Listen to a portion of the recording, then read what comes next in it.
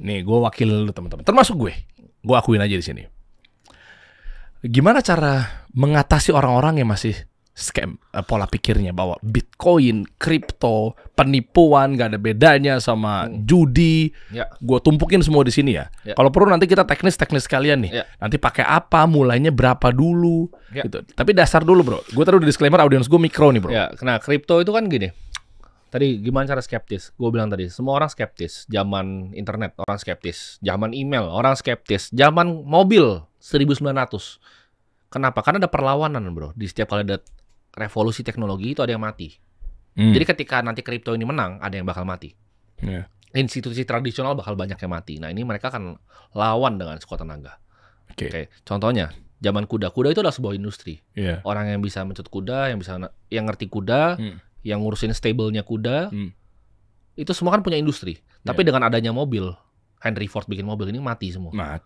Tapi waktu itu digaungkan apa? Oh mobil tuh bisa tabrakan, bisa mati. Ya kan itu loh. Mobil tuh gampang tabrakan dan mati. Mobil tuh berisik, polusi suara. Itu digaungkan 1900 kalian cari. Di koran-koran semua front page. Mobil tuh berisik. Sama seperti Bitcoin.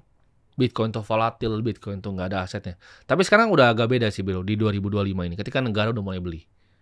Ketika Amerika udah support, Presiden Amerika udah support, negara-negara seperti Abu Dhabi itu sovereign wealth fund-nya. Jadi semua negara besar bro yang kaya kayak Kuwait, Abu Dhabi itu mereka punya dana abadi. Jadi dana abadi ini dana yang dipakai nanti untuk funding future generation. Nah itu porsinya udah ada di Bitcoin bro. Abu Dhabi punya sovereign wealth fund. Jadi ini udah beda, udah different, permainan berbeda lah dibanding dulu. Berarti kalau ngomongin SWF harusnya agak dikit ya bro ya, ke betul. Pemerintah dikit ya. Harusnya Danantara juga harusnya bukan.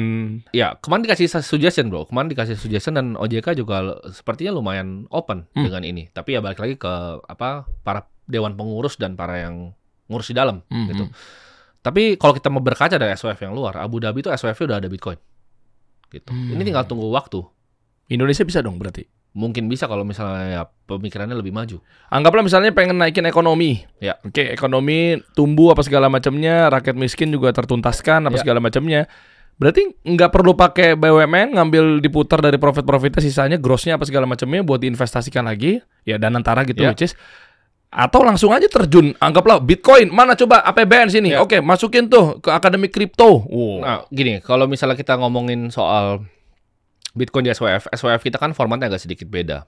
Danantara tuh lebih mirip Temasek Singapura. Jadi itu adalah super holding, disebutnya super holding. Jadi dia bukan totally liquid fund seperti Norway punya Norges Bank, agak sedikit beda. Jadi dana itu nggak liquid. Itu kebanyakan aset yang dimasukkan ke dalam SWF-nya, aset seperti BUMN dan lain-lain. Jawabannya adalah kalau misalnya kita mulai beli Bitcoin, ini gue kasih tau di sini, negara yang pertama kali nyetak uang untuk beli Bitcoin itu akan menang. Itu akan jadi negara paling kaya di dunia.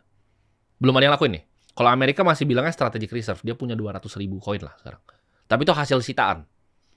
Dia nggak nambah hasil sitaan. Bhutan tuh udah aktif beli, El Salvador udah aktif beli, yang masih kecil-kecil. Tapi negara yang akan pertama bisa nyetak uang dan bakal beli Bitcoin, ini akan jadi negara paling kaya. Berarti presidennya juga skeptis dong. Kenapa dia nggak mulai? Ya, negara apa? Yang belum mulai. Yang belum Indonesia mulai, misalnya. Menurut gua skeptis mungkin enggak, tapi banyak mungkin pertimbangan lainnya. Karena kan satu, balik, aset yang Bitcoin adalah aset terbaik di bumi ini. Gue bilang tadi, untuk bisa ngalahin hurdle rate 11% tadi, ini hitungan gua ya, terserah kalian bisa percaya bisa enggak. Tapi ada yang namanya global liquidity, yaitu uang yang beredar di dunia ini. Uang yang beredar di dunia ini itu naiknya 11% bro. Jadi kalau lu nggak ngalahin 11%, lu makin miskin. Itu jawabannya kenapa gue jadi kaya. Gue tuh bukan orang kaya sebenarnya, tapi kalian semuanya makin miskin terus tiap tahun. Jadi lu kalau punya uang 1 miliar, itu tahun depan, itu kurang minus 11% bro uangnya. Gitu. Tapi lu gak sadar. Karena jumlah uangnya dicetak makin banyak, uang yang beredar makin banyak. Pokoknya 11% setiap tahun. Iya dari US pasti kan, yang nyetak uang kan. US, Yuan juga lagi cetak besar-besaran. Jadi ini global liquidity ini, gimana cara kita bisa investasi yang ngalahin 11%? Lu cuma beli saham indeks aja gak bisa kalahin. Lu beli properti itu nggak bisa kalahin. Lu beli emas nggak bisa kalahin. Lu beli lukisan bagus juga nggak bisa kalahin. Yang bisa kalahin itu cuma 2. Saham teknologi sama Bitcoin. Tapi saham teknologi dari 2012 lawan Bitcoin itu 99,92 kalahnya persen. Jadi semua yang lu hitung ke Bitcoin itu akan 0 jadinya. Semua aset lu bandingkan sama Bitcoin akan jadi 0. Karena dari gue pertama beli di 10 juta rupiah, sekarang 1,7 miliar bro.